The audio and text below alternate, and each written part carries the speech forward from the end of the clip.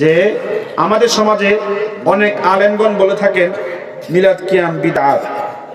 এটা সাধারণ প্রশ্ন, সবসময় আপনারা শুনে থাকেন।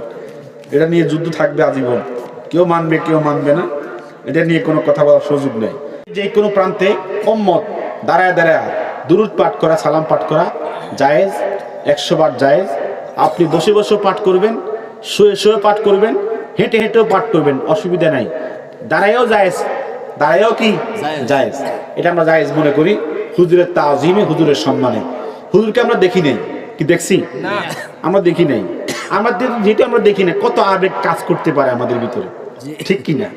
তো আমরা যদি বাংলাদেশে আসি, আমরা হুজুরের তাজিমে দাঁড়াইয়া সালাম দেই, ইয়া নবী সালামুন আলাইক, নবী আমার আপনার উপর শান্তি নসিব হোক, আমি দাঁড়াই আছি আপনার জন্য।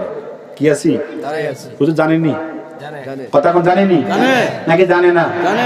হুজুরকে সালাম দিচ্ছেন, হুজুর জানে। আপনি কি বসা না দাঁড়ানো এটাও জানে। অতএব মাঝে মধ্যে বসে, মাঝে মধ্যে দাঁড়িয়ে, মাঝে মধ্যে শুয়ে, যখন যার যে অবস্থা। যখন ফরজ নামাজ পড়ি, তাশাহুদের সময় কি করি? আসসালামু আলাইকা আইয়ুহান নাবিয়্যু, ঠিক কি না? তখন থাকে বসা, তখন থাকে কি বসা। যখন সলাতুল জানাজা পড়ি, সলাতুল জানাজা তাকবীর, 2 নম্বর তাকবীরের সময় বলি কি আল্লাহুম্মা সাল্লি আলা মুহাম্মদ ওয়া আলা আলি মুহাম্মদ, তখন আমরা দুরূদ শরীফে কি দুরূদ শরীফ পড়ি কি দাঁড়াইয়া, কথা কোন না দাঁড়াইয়া, তখন কি বসা থাকি? তো বুঝা গেল নামাজের ভিতরেও দুরূদ শরীফ দাঁড়ানো আছে। দাঁড়ানো কি নামাজের মধ্যে বসা বসা আছে। অতএব যদি নামাজের ভিতরে দাঁড়ায় দাঁড়ায় পাঠ করা যায়, বসে বসে পাঠ করা যায়, নামাজের বাহিরেও দাঁড়ায় দাঁড়ায় নবীজিকে সালাম দেওয়া যাবে, দুরূদ শরীফ পড়া যাবে। কথা ঠিক কি না? এই কারণে যারা বলে জায়েজ নাই, ওরা হয়তো বলবে নবীজি করেন নাই, সাহাবায়ে কেরাম করেন নাই, এরকম কথা বলে হয়তো পিছপা হতে চাইবে। নবীজি করেন না, সাহাবায়ে কেরাম করেন নাই, এমন কাজ বর্তমানে আমরা করি, তারাও করে। কিন্তু এই জায়গায় শুধুমাত্র সমস্যা, ঠিক না বে ঠিক? যারা বলবে নবীজি করেন না, সাহাবায়ে কেরাম করেন নাই, নবীজি করেন নাই বর্তমানে বহু কাজ আমরাও করি, তারাও করে। জুমার নামাজের খুতবা কয়টা? 2টা। আর বাংলাতে ওয়াজ করা কি বেদাত। এই যে 30 মিনিট হুজুরেরা ওয়াজ করে মিম্বরে বসে, নবীজি করেন নাই, সাহাবায়ে কেরাম করেন নাই, কথা কোন না? কিন্তু বর্তমানে সমস্ত মসজিদে, বাংলাদেশে প্রত্যেক মসজিদে 30 মিনিট 40 মিনিট হুজুরেরা ওয়াজ করে, বাংলাতে কি করে ওয়াজ করে। এই জুমার দিনে এই বাংলা ওয়াজটা সম্পূর্ণ কি বিদআত, বিদআত আমাদের আবিষ্কার। তো এটা কি নাজায়েজ হবে? না, কথা কোন নাজায়েজ হবে? এই ওয়াজ করে সওয়াব হবে না? এটা আমরাও করি, যারা বলে বিদআত তারাও করে। তো তারা এখানে বিদআত করে কোনো ফতোয়া দেয় না। রাসূলের জন্য যখন কিয়াম হয়, কয় নবীজি করেন না, সাহাবায়ে কেরাম করেন না, এই ফতোয়া দিয়া নাজায়েজ বলে। আল্লাহ পাক আমাদের সকলকে সহি বুঝ দান করুন, জোরে কোন আমিন। 3 বছর আগে বললাম মিলাদ কিয়াম কোরআন হাদিসে নাই, শুনছেন নি আপনারা? কেউ শুনছেন না? আমার বক্তব্য শুনেননি আপনারা?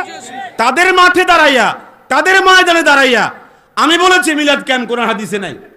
সারা দেশ থেকে মুরিদ ছুটে যায়, এবারে মুরিদ চলে যায়, কান্নাকাটি করে, পায়ে ধরে, এই ওহাবিকে বাড়ি করতে হইব বিশাল। এরপর আমার উপর চাপ আসলো। আমি বললাম তুই, আমি কি মিথ্যা কথা কইছি? কি কথা কই না? আমি কি মিথ্যা কথা কইছি? মিলাদ কিয়াম হাদিস কোরআনে নাই, তা আমার একটা তানে বস করেন কেমনে? আমি সাফা আমাকে মুনাজিরে মিল্লাত, তরজুমানে আহলে সুন্নাত, খতিবুল মিল্লাত, সারা দেশ আমাকে কত বড় সম্মান করে, কত ইজ্জত দেয়। আমি তো আমার বিপক্ষকে হারায় দিছি, 19টা বাহাস করে সারা দেশে লাড়া দিয়ে দিছি। আমি পরে পিছন থেকে ভাবতাম আমার আল্লাহর সামনে কি জবাব দিব, আমি কি জবাব দিব? পরিষ্কার বিদআতকে আমি কি করলাম? জায়েজ বানায় দিলাম। দলিলের জোর না হলেও কি করে?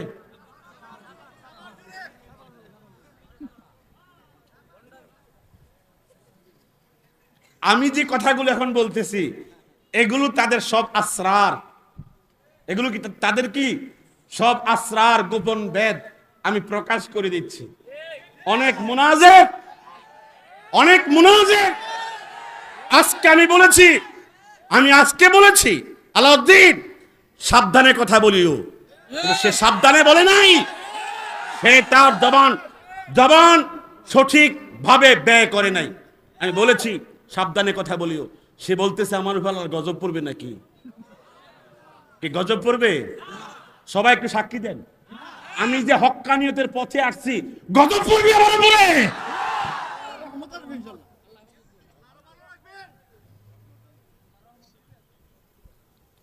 আমি একটু অসুস্থ, আমার 3 মাস যাবত আমার উপর টর্চারিং এর উপরে টর্চারিং।